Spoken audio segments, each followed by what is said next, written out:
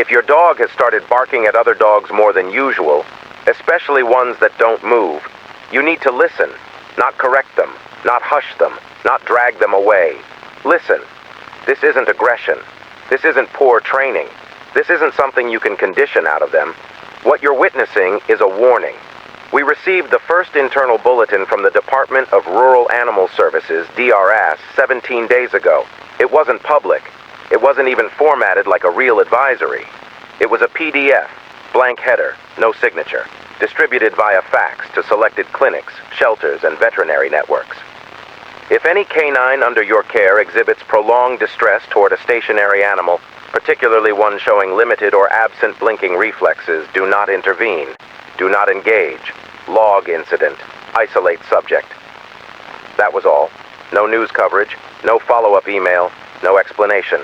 They called it behavioral disturbance type I4 Canis. We now know that was just a placeholder. We call them something else now. The Hollow Howlers.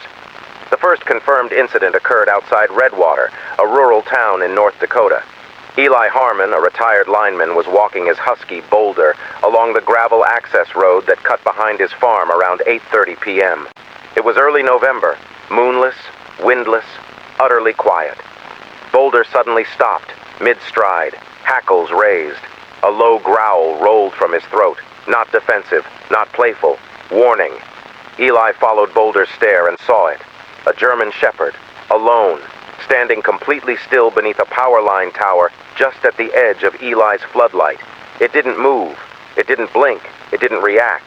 Boulder didn't budge but kept growling, so loud, so constant it began to sound unnatural. Eli squinted at the dog. There was something off in the way it stood. Its limbs seemed tense, like they were being held up from the inside. Its head hung low, not in submission, but as if testing how gravity worked. Eli called out, "Hey, you lost?" No response. Then the head turned. Not the body, just the head. A slow, gliding rotation, like a machine recalibrating, and then it tilted, just slightly. Eyes open. No blink, no breath, no sound. Eli backed up. Boulder barked once, high-pitched and sharp like a smoke alarm. They ran. That night, Boulder wouldn't come inside the house. He lay facing the tree line, growling, silent, teeth bared, like he was waiting for something. By morning, Eli was missing. The sheriff found his porch light smashed. The front door was still locked. Boulder was inside the living room, howling at the television, which was off, but glowing faint green. The sheriff's dash cam picked up something in the woods when he left, a figure standing at the edge of the trees, still, watching. Frame glitches obscured most of the footage. The second report came from a dog behaviorist named Aaron McKee in Nebraska. He'd been working with dogs for over 20 years. Certified, methodical, unemotional, nothing rattled him, until the black mastiff. It was brought in by a woman who found it on her property. No collar, no chip, no known owner. The dog stood calmly in the waiting area and didn't move, not once. Aaron reviewed the footage of the session. No response to loud claps, no tail movement, no startle reflex. It didn't sit when instructed. It didn't flinch when he dropped a metal bowl behind it. Then, the dog walked directly into a metal gate, paused, reversed, did it again. Aaron turned off the camera. Later that evening, he texted his assistant, "I don't think it's alive. Not really. And my own dog, she won't come near the hallway mirror." The next morning, Aaron was found in his bathroom, eyes scratched out, nails torn. He had written one word in red marker on the bathroom tile, reflected. The black mastiff was never recovered. They move like dogs, from a distance. But up close, the illusion fails. Their limbs bend, but their torsos stay unnaturally rigid, like the bones inside aren't the right shape. They don't pant. They don't wag. They don't sniff. They just stand. Sometimes they twitch, like they're sinking. Sometimes they pace in small, meaningless loops, like they're rehearsing motion. Their eyes are empty, not glassy, not glowing, just hollow, as if something is staring from behind them, or nothing is at all. Most terrifying of all, they never blink, unless they see you watching. Third incident, Valerie Sue, mail carrier in Yakima, Washington. She passed the same house every day, a white split level on Hemlock Lane. There was always a corgi in the yard. Old, lazy, always napping under the tree. But one day, it was standing. Just standing. Facing the mailbox. Motionless. Valerie didn't think much of it until her own dog, riding in the back of the van, went berserk. Whining, pawing at the cage door, barking as if the van were on fire. She glanced back, then looked at the corgi again. It hadn't moved, not even its ears. That night, muddy paw prints appeared inside Valerie's hallway. She lived alone. No open windows, no wet weather. The prints stopped in front of the mirror. Her dog stood in the bedroom doorway, refusing to enter. They call them hollow howlers in closed vet circles, unofficially. Whispered between field agents. Discussed in Zoom calls where people use burner accounts and turn off their cameras. These things are not animals. They're approximations. Incomplete sketches of dogs that learned just enough to walk among them. And they only appear where there are many dogs. They need them to anchor, to mimic, to replace. When your dog barks frantically at one that just stares back, motionless, it's not warning the other dog. It's warning you, because one of them is trying to cross over. And when the replica slowly turns its head to look at you, not wagging, not breathing, just watching, you've been marked. The infection doesn't begin with your dog, it begins with you. It starts with eye contact, not a bite, not a bark, not even a touch, just a look. 3 seconds. That's all it takes. You don't feel it at first. There's no burn, no itch, no supernatural jolt, just an awareness, a pressure right behind your eyes, a pulling sensation like something staring through your pupils and into the soft matter behind your skull. Then you start to hear it, the bark, not from your dog, from inside the house, from inside rooms that should be empty. You get up, you check the bedroom, your dog is asleep, peaceful, snoring. But the barking continues. It sounds like your dog, almost. Same tone, same pitch, but a little too perfect, too clean, like it's been replicated from memory. And then it stops. You tell yourself it was a dream, a glitch in the baby monitor, the neighbor's pet, anything, until the scratching starts.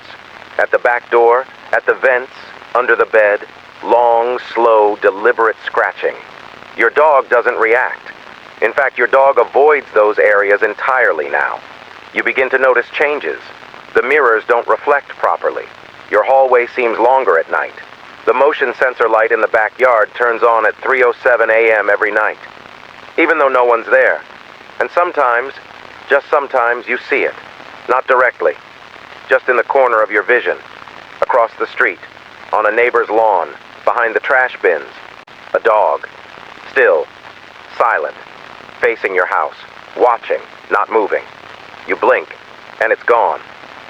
The unofficial guide compiled by rogue veterinary researchers in Texas lists the following behaviors as stage 1 infection indicators. Your dog fixates on corners or vents. Barking at nothing becomes routine. Avoidance of mirrors even when encouraged. Staring directly at you for prolonged periods without wagging or blinking. Refusal to eat, but only after 3 a.m. If these behaviors persist for more than 48 hours, it's likely you've already seen one. And worse, it has seen you back. We used to think they were isolated entities, one-offs, ghosts, maybe government projects or escaped prototypes. But they're coordinated. They move city to city, suburb to suburb, following clusters of high dog ownership. We noticed this during the Bridgevale cluster in Iowa. 36 families, 36 dogs. Every one of them exhibited erratic behavior over a 9-day span. 7 owners vanished. 3 were found inside sealed basements. 2 were found standing in their yards, catatonic, staring at empty streets. 1 was found with their face pressed to the window, eyelids removed. Each household had documented seeing a dog that looked off. But it wasn't the dog they remembered. It was wearing their dog's shape, like a costume. You need to understand something crucial. These are not spirits. They're not made of light or mist or folklore. They are physical. They take up space. They leave prints. Sometimes they bleed, but the blood is wrong. Cold, gray, clotted before it hits the ground. They do not break in. They do not need to, because the infection happens when you see them.